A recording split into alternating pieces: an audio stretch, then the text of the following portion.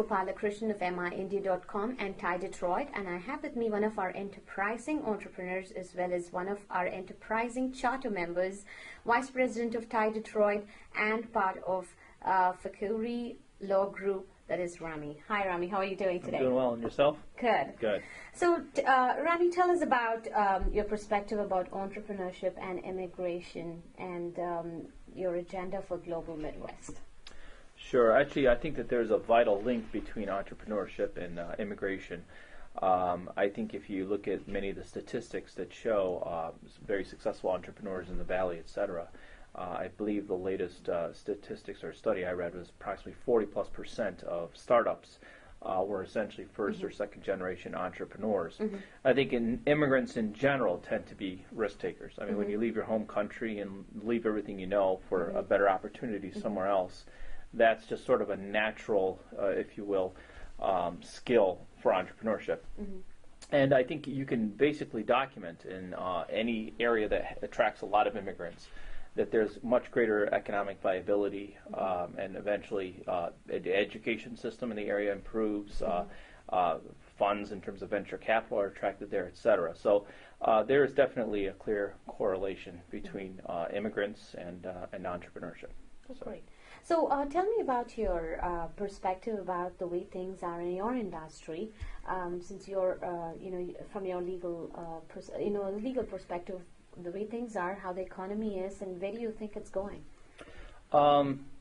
Yeah, there are a lot of interesting dynamics. It's very political at this point. Clearly, the Great Recession has changed things. There are, unfortunately, a lot of well-educated and white-collar managers, etc., that are out of jobs or professionals.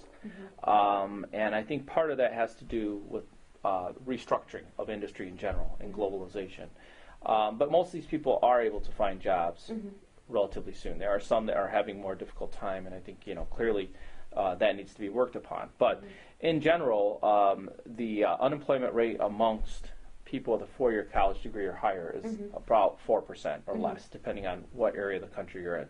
So education is very clear in terms of lowering the unemployment rate. And because I deal with many skilled labor individuals or people that are considered professionals, politically there's a sort of a misnomer out there that these people are coming in to take jobs from Americans, when in fact, for the most part, they actually add jobs to the industry.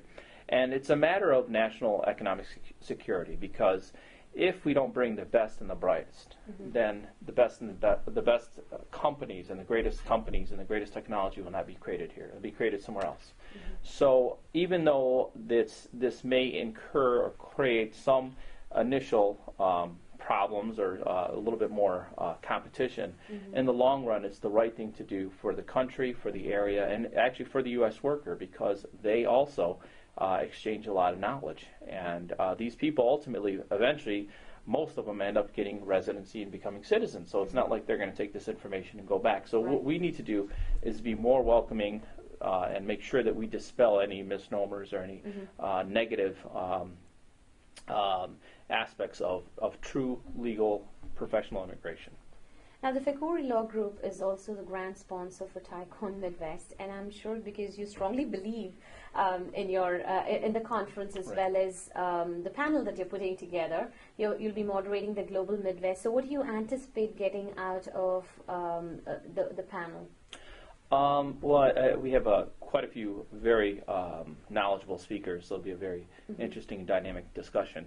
But basically, again, how can we put Detroit back on the global map?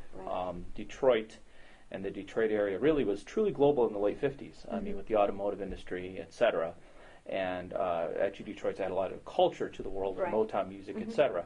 But we've kind of lost that in the last 10, 15 years. And unfortunately, whenever the word or news gets out globally about Detroit, it tends to be negative.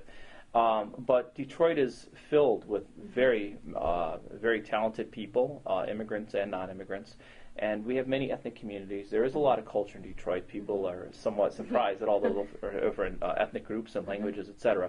And I think what we're trying to demonstrate is that by having a very vibrant immigrant community and welcoming immigrants and professionals from around the world, that Detroit will benefit economically as well as culturally. And I think we need to do a better job of reaching out to people.